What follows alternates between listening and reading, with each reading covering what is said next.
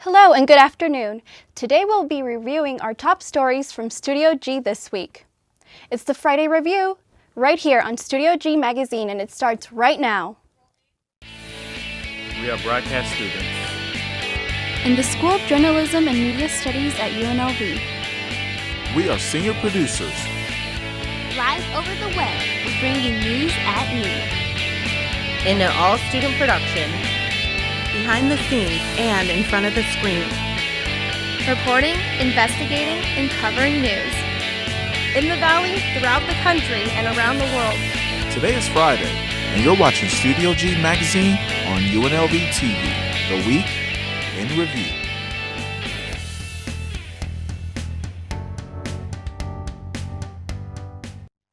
Hello and welcome to Studio G Magazine, the week in review. I'm Brenda Gomez. We start on Monday. Halloween is coming up and many children do not have costumes. Reporter Ashley Schaefer showed us the ways you can help. Vegas Youth Ambassadors set up a Halloween drive that you can all donate to. I've actually been collecting costumes for the last 5 years, waiting for a project that I could do on my own with an organization. And so now that I'm with Vegas Youth Ambassadors, we were able to make it a little bit more official and go out to the community and collect these costumes, because I would personally spend $20 to $50 per costume, and I have 4 kids, right? And they would wear it for a couple hours and that's it. The next day or the next year, you know, they're outgrown it, they're not interested in wearing the costume anymore. And so what happens to these costumes? People either donate them or sell them to a consignment store. So those are the costumes that we're looking for, is the ones that your kid no longer needs. Why not give it to the kids that, you know, do need it, that can't afford these costumes? Our kids have tons of Halloween costumes and they only wear it one time. So when I got home from work today, I went through the bin and I found some costumes like this that I know my son's not going to wear again. And this is right down the street from our house, so I came over here to turn it in. Donating this Halloween isn't the only time to volunteer with Vegas Youth Ambassadors. There's a lot of people that want to volunteer or want their kids to volunteer. They just don't know how, or because of their age. Ours is very flexible and open to that. So there's a lot of people very interested in helping with our organization. This is the first time that I heard about the organization, so I'm probably going to actually come back with more costumes once I get everything out of the attic, so I can donate more, try to help out. Make sure you find all those old costumes that you're not using and donate them today. Visit VegasYouthAmbassadors.org for further information on volunteering. Last Friday marked the 11th anniversary of First Friday, and reporter Shelly Salbito was there to cover some new surprises. Here at the Fremont Experience, things are looking a little restricted. With both Bike Fest and First Friday landing on the same weekend, downtown leaders are seeking to curb violence at the Fremont Street Experience. Tom Bruni, marketing director of the Fremont Street Experience, expected a crowd of 25 to 30,000 people, but with that came security. Metro came to Fremont Street Experience after the last First Friday and said, in anticipation of Bike Fest falling on top of the next First Friday, October 4th, would you implement crowd control procedures? And we said, of course, because our primary concern, not only people having a fabulous time down here, but we want to ensure that people have a safe time. After weeks of discussion, downtown leaders ensured that there would be a safe Fremont Street Experience Friday night. Tonight from 8 p.m. until 4 a.m., you're going to have to be 21 or older to get onto the 4 blocks of Fremont Street under the canopy. We're also going to be wanding everybody, so there's no weapons allowed and no backpacks, no bags, no strollers, no coolers, etc. Robert Gallego, director of security for the Fremont Street Experience, feels that the new rules implemented will secure a safe environment for all. A lot of children under 21 drinking alcohol and all that good stuff, so we have to regulate some type of thing. And just for the safety of the general public. About 100 Las Vegas Metropolitan Police officers were at 6 of the entrances with barriers, blocking off Main Street and Fremont, 4 blocks east of Fremont and 4th Street. The rules have been implemented every New Year's Eve, but officials are considering to enforce these rules for every event to come, as downtown is continuously drawing larger crowds. We're going to evaluate tonight and decide whether along with Metro, decide whether it needs to be implemented for future First Fridays. For Studio G, I'm Shelly Salvido. For more information about downtown Las Vegas, visit vegasexperience.com. Recently, assaults have been occurring on the UNLV campus. Reporter Farron Enos asked students how they felt about safety. With the recent domestic and sexual assaults here in the last month at UNLV, it's clear that students have safety on the brain. 2 reported domestic assaults and 3 reported sexual assaults during the month of September alone have left students baffled. And not only because of the assaults themselves, but the fact that no one has directly informed them. Freshman Killian Flanagan believes this could be a problem. They definitely didn't tell us about the assault, so I feel like they should have, especially because we have a lot of women on our floor, and that could be an issue. An issue that has many students questioning what they know about campus and dorm safety. Freshman Aileen Arsua was faced with a situation in the dorms in which she didn't know how to proceed. What happens if maybe you're walking in at night and you kind of see somebody that doesn't kind of belong? What do you do?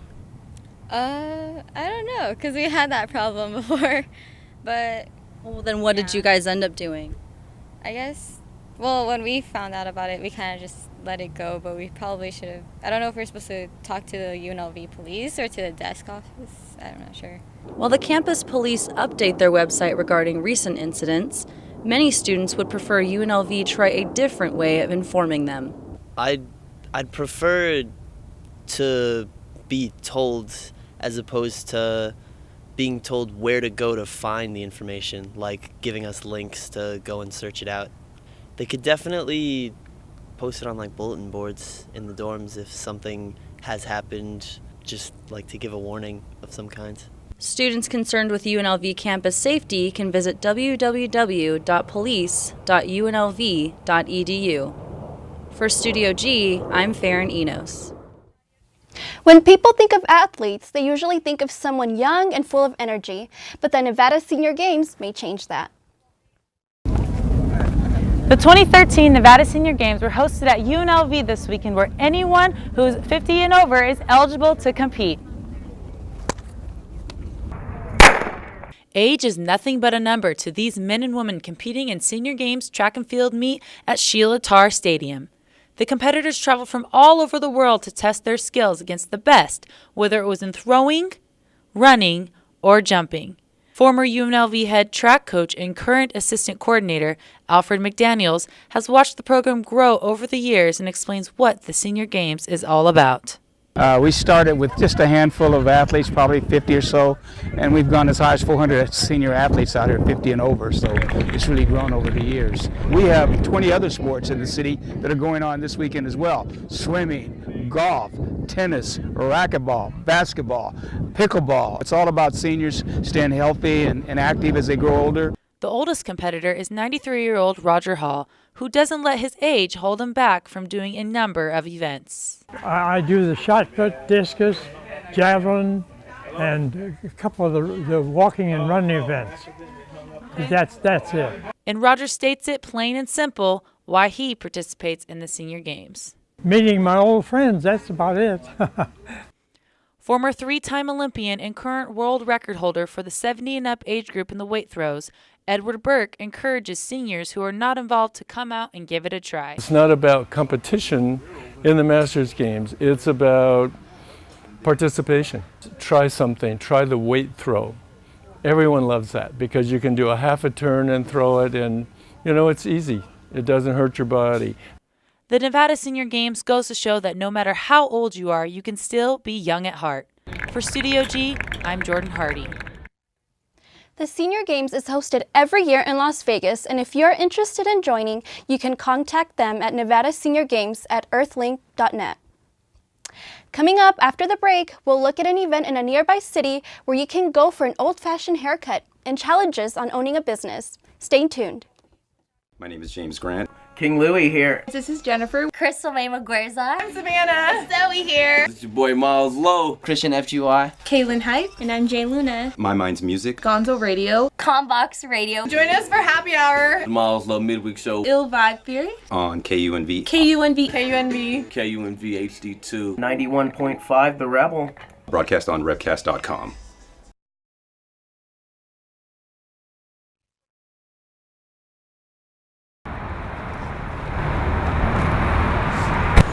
You drinking tonight?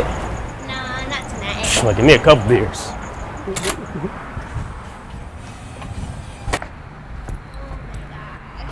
You want some? No, stop. Come on, just Stop. take a drink. No. It's just a drink. I have to drive us home. Can I'm you even good. walk in a straight line? Yes, want me to show you? Oh, yeah, you're good. Man, what are you talking about? I got this. Just give me the keys, please. I ain't drunk though. Now we're on to Tuesday. Have you ever come across an old picture of your grandparents and loved their hairstyle? Well, reporter Elena Ledbetter found the perfect place for you to go get that vintage cut.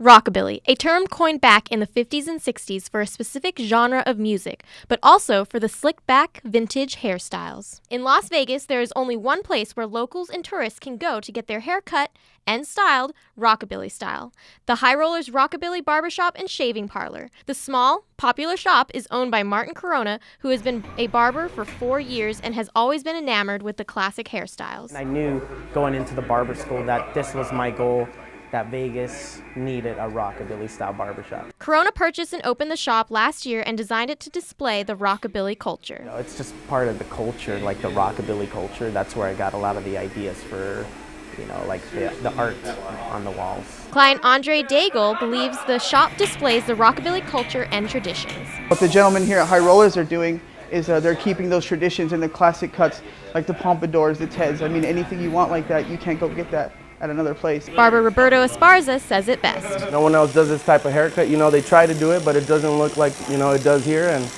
that's why people come here, because, you know, we do a good job. The shop has had much media coverage. Stories have been published in the Las Vegas Sun, Weekly, and the LA Times. Also, celebrities like baseball player Bryce Harper and the cast from Pawn Stars have visited the one-of-a-kind barbershop.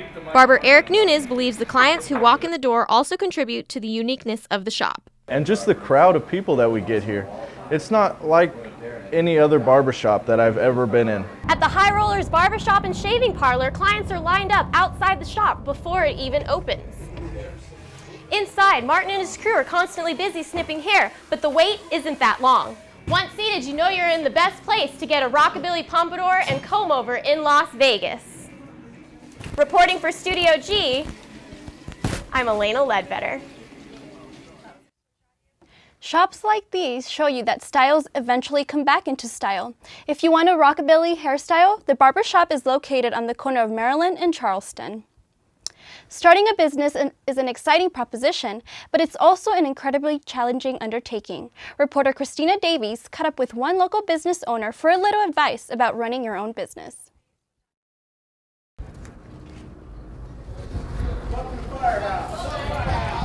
Firehouse Subs is a sandwich shop that recently opened up near campus. I talked with the franchisee owner, Bob Hosbrook, about the time and effort it takes to own your own business.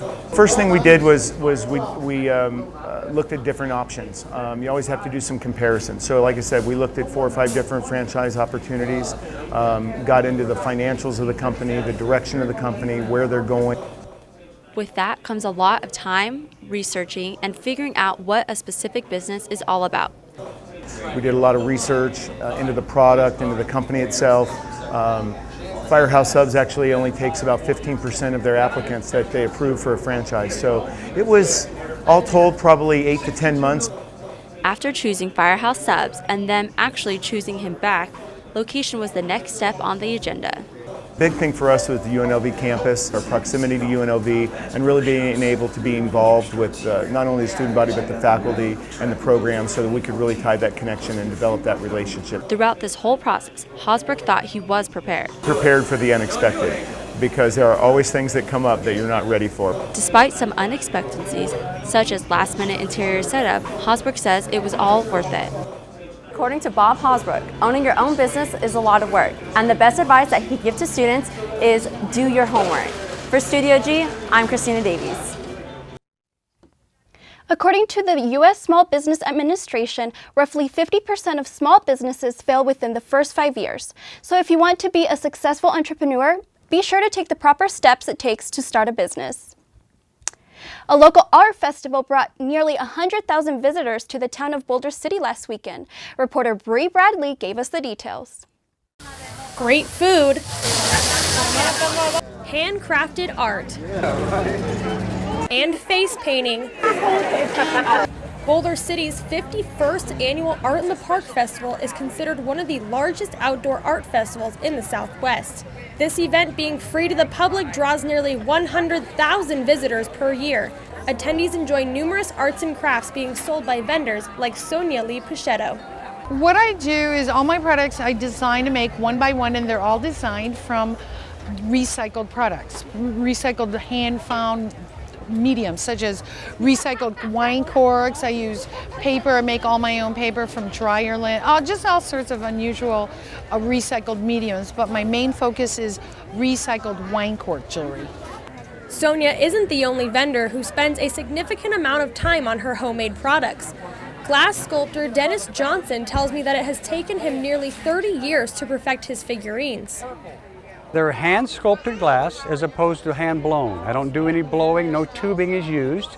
When I make all products, and I have for 31 years, I use solid bars of Pyrex glass, shape that by looking at pictures into a clear figurine, and immediately thereafter melt gold in. And what I've discovered over 30 years is if gold and glass are bonded at the right temperatures, they create colors. If you look close, you'll see there's purples or pinks or blues in each figurine. That is gold applied to clear glass over 1,000 degrees. Real gold never fades or tarnishes. Whether it is adults coming for a little bit of arts and crafts or simply fun for the kids here, Boulder City's Art in the Park has something for everyone. For Studio G, I'm Bree Bradley. For more information on upcoming events in Boulder City, go to visit bouldercity.com. After the break, we will look at new food coming to the UNLV campus and community safety measures as well. Studio G Magazine will be right back. Collegiate DECA promotes personal and professional development through competitive events, community involvement, and leadership development. I joined DECA because I wanted to get out of my comfort zone.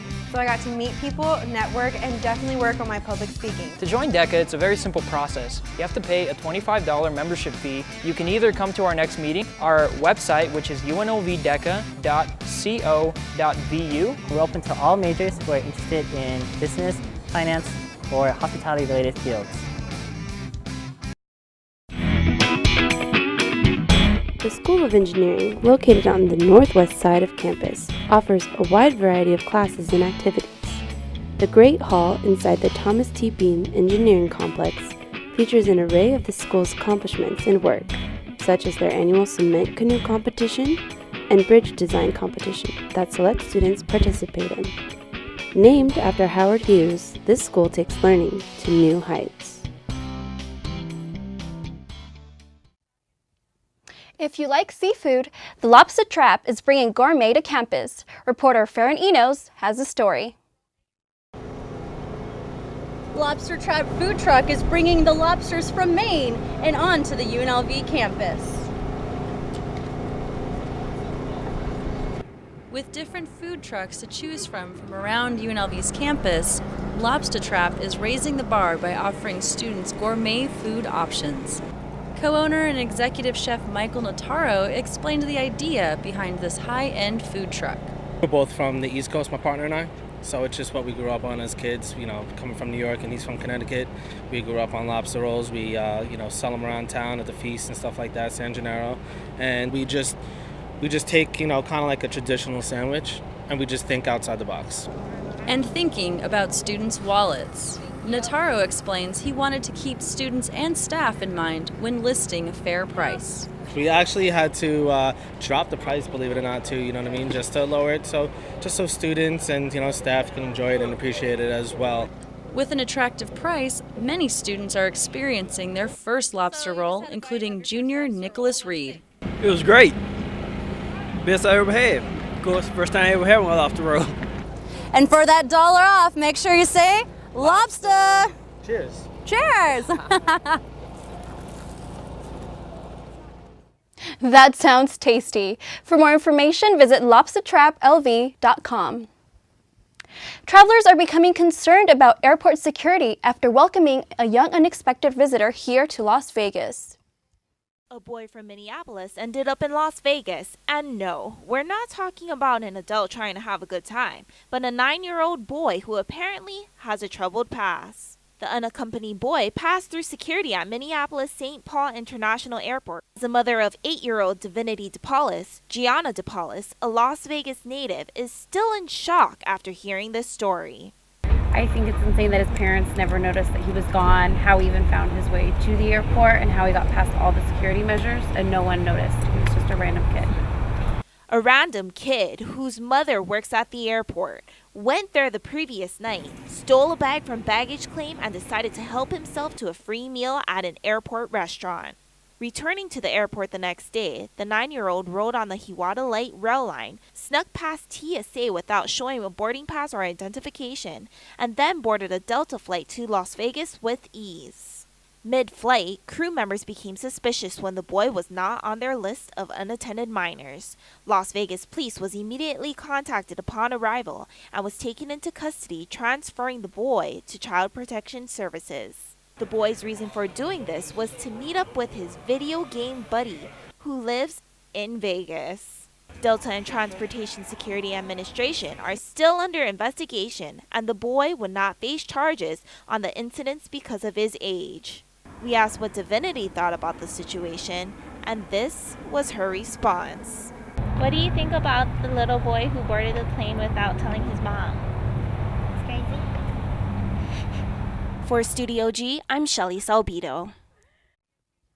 The troubled boy apparently has stolen a car and gained entry to a water park without a ticket in the past. Airport staff plan to use this incident to improve their security at the airport. It looks simple and easy, but installing a car seat is more complex than you may think. Community reporter Alexis Ann found this out with Wednesday's segment of Lex Makes a Difference.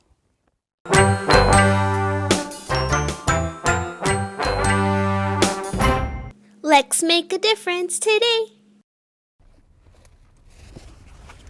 9 out of 10 people incorrectly install their car seats.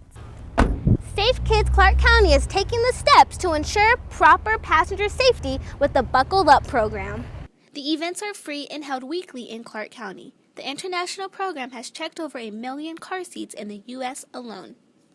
The Safe Kids Buckle Up program is a program where parents can come to us at different locations in the community at any time and have their car seat checked or installed by a nationally certified child passenger safety technician. Mother-to-be Michelle Banco put down her owner's manual and let the child passenger technician take over. This has been extremely helpful. I had no idea how extensive something as simple as a car seat would be. Most people don't know that motor vehicle crashes are the leading cause of death for children. The American Academy of Pediatrics guidelines for car seats is to stay rear-facing all up to about 2 years old, 30 pounds. What it is that they just do a whole lot better in the crash. They have a lot more bone density and muscle structure and tissue development. That now if there is a crash, they're not going forward-facing and taking all that force on.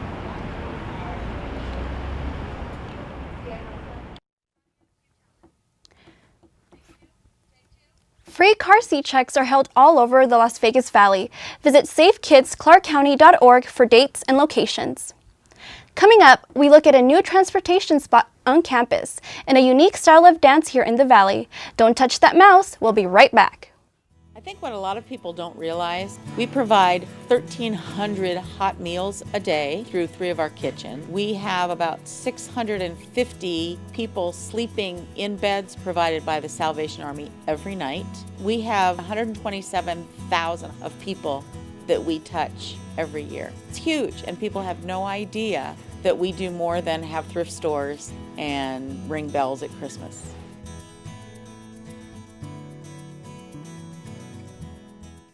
This is your house too.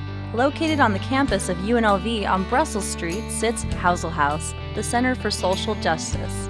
A place where everyone can participate, explore cultural identity, share different experiences, and learn leadership skills. No judgments. You are accepted, you are important, and the UNLV Transit Center finally arrived after receiving approval from the Board of Regents a few years ago, and reporter Jamie Seymour gave us the details. A year ago, this section of campus was fairly quiet.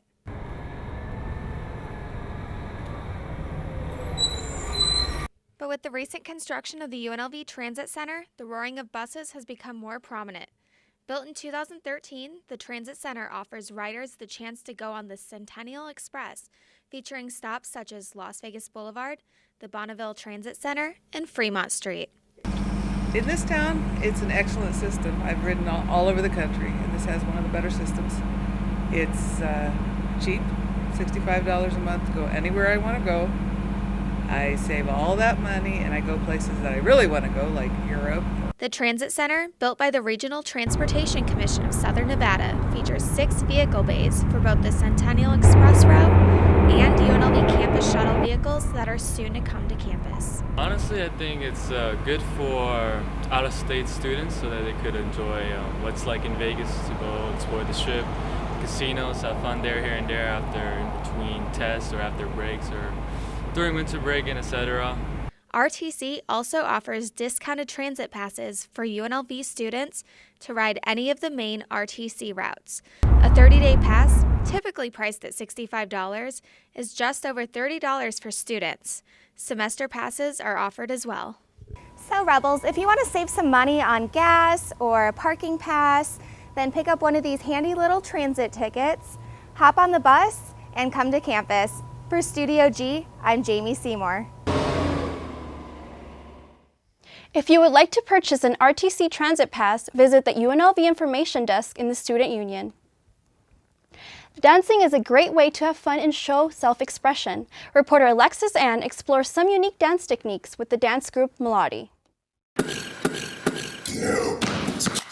Malati explores body percussion as a way to create a musical ensemble. And right now what we are is a mixture of all different types of art forms. We have these almost not throwaway children, but these vagabonds of just artists who come. We all have a common denominator of stepping, body percussion. The members of the group are passionate about what they do and love showing expression through their moves. The moment I got in, I knew what it was. It was basically that place, that sanctuary, that, you know, every word is a yes, every place is not a no, and it's musically and percussively a wonderful place to be if you love music. Dancing is very important to Malati, but so is community outreach. The group is currently focused on a big event that they will be participating in later this month. Doing a thing with Shade Tree. We're doing with Let's Talk About Your Hair, Peter Anthony and Shade Tree. Yeah, let's talk about your hair. they're doing a lot of free cuts and styling. The new studio here, Peter Anthony and Let's Talk About Your Hair. So we're gonna go. We're going to do a little bit of entertainment with them, create a few videos, do some interaction with the women, and just show that we're there to support. You know, so that's happening October 15th. If you are interested in learning the signature steps of Malati or simply want to keep up with the group, visit malati.net for more information.